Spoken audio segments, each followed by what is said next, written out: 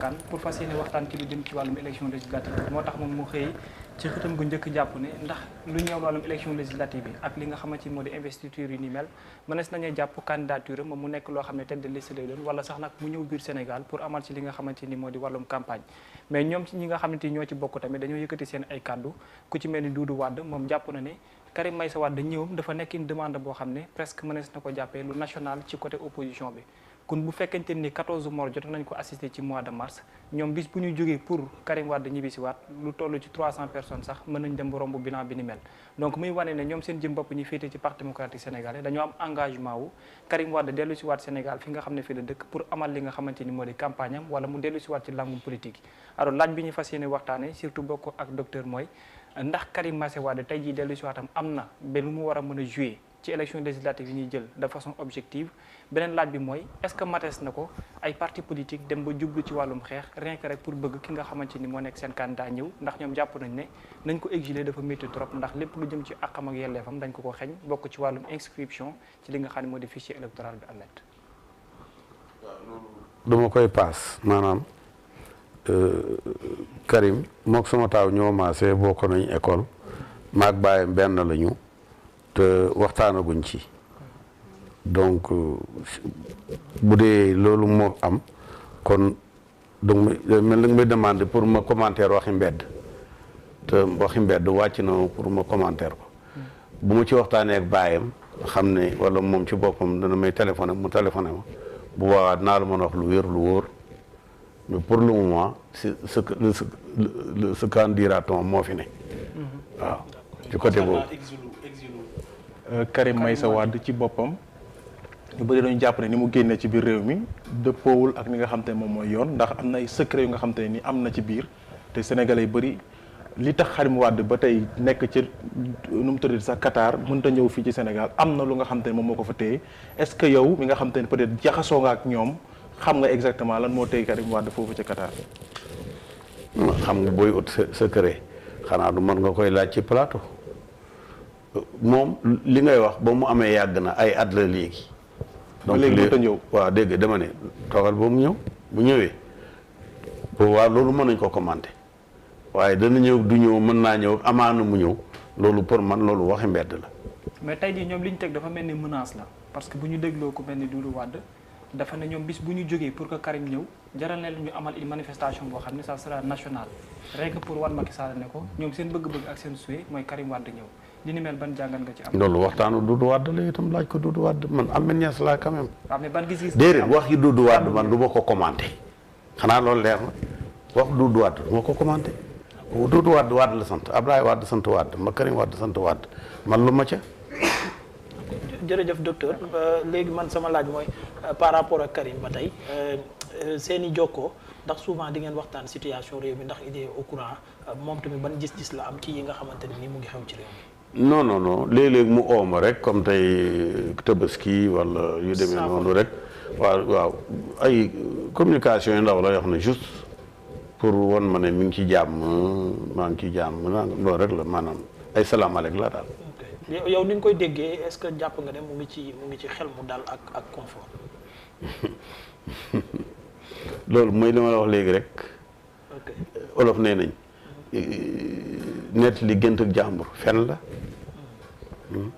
mais docteur yow mi xam histoire politique bu Sénégal. tey jii nii muy dox di dox balaa ñoom indépendance ba nu ñoom indépendance ba si président yi nu jaar ba ak si fii nii tey.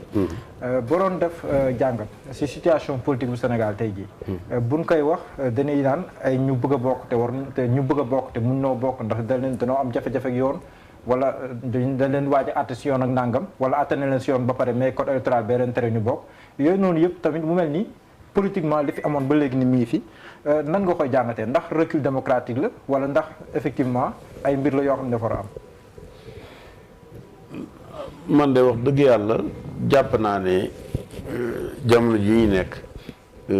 régime bi fi nekk ci tane. ci Afrique ak ci zone bi ci la bokk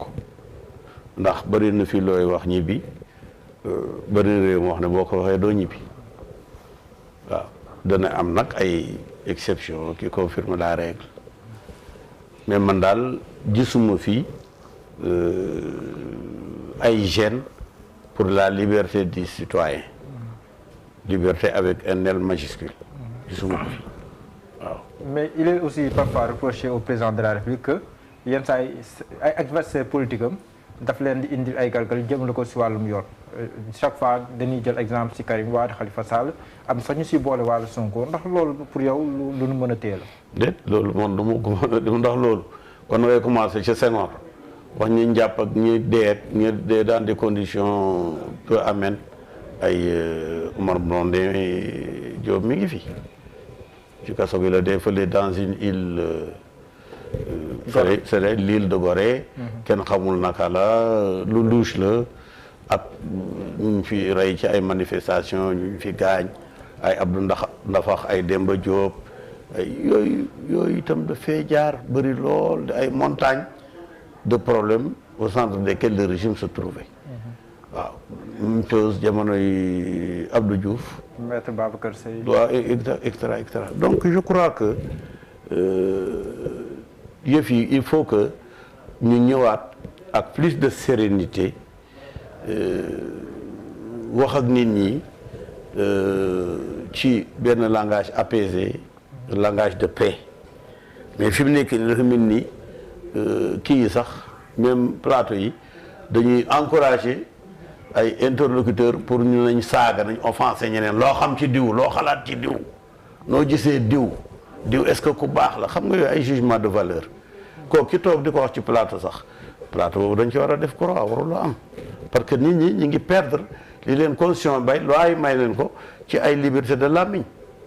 te liberté de làmmiñ am na yoon ñoo xam ne mën ngaa wax lu la neex mais da nga dem fu la neexul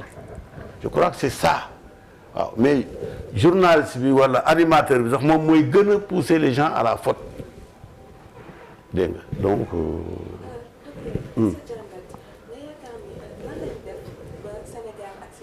situation bi nga nekk di décrire nii d'autant plus que c'est pas la première fois ñu gis par exemple benn opposant président ñu faagaagal ko loola lu ñu mel ci sa jàngat nan la ñu def ba agsi fii tey ci situation bi. xanaa jaar fi ñu war a jaar rek parce que fi ñu war a jaar bu ñu fa jaaree war benn problème. waru ci am mooy fan justement. waru ci am. mooy fan justement fan la ñu waroon aw. mooy fi nga xam ba tax ngay jàmbar rek xam nga boo xalaatee dara ba am ci idée jóg ne mën naa exprimer sa idée déedéet yow exprimer sa idée peut-être man ma commenter ko waaw mooy waxloo nit ñi rek loolu ci boobu dafa bokk ci léegi aar waxloo nit ñi pousse leen ci ñu wax lu ñu war a wax wala lu ñu bëgg a wax waaw c'est que da nga bëgg ma retracer l'historique.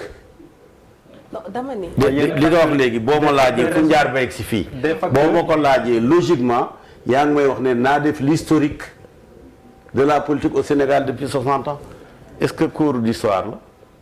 de cours d'histoire mais yow dafa am situation boo décrire nga ni dañuy gis au fur et à mesure ñuy commencer di entraver liberté wu nit ñi ba ci sànq yaa ngi koy wax ne liberté wu wax sax donc. Étant donné que loolu dafa bokk ci mën nañ jàpp ni luy reculer suñu dëkk nan la ñu def ba agsi foofu bu fekkee ni dañoo tegu woon ci ay base loolu pour nga mën ko wax il faut nga wax lan mooy dëkk bu reculer wax nga ko est-ce que mooy dëkk buy defar ay autoroute ak ay aéroport yu bees ak ay yeneen yu bëri yoo xam ne amu fi woon kenn mosu ko gis dañ ko daan dégg rek ñu di ko nettali est-ce que loolu mooy reculer woon loolu pour nga mën koo wax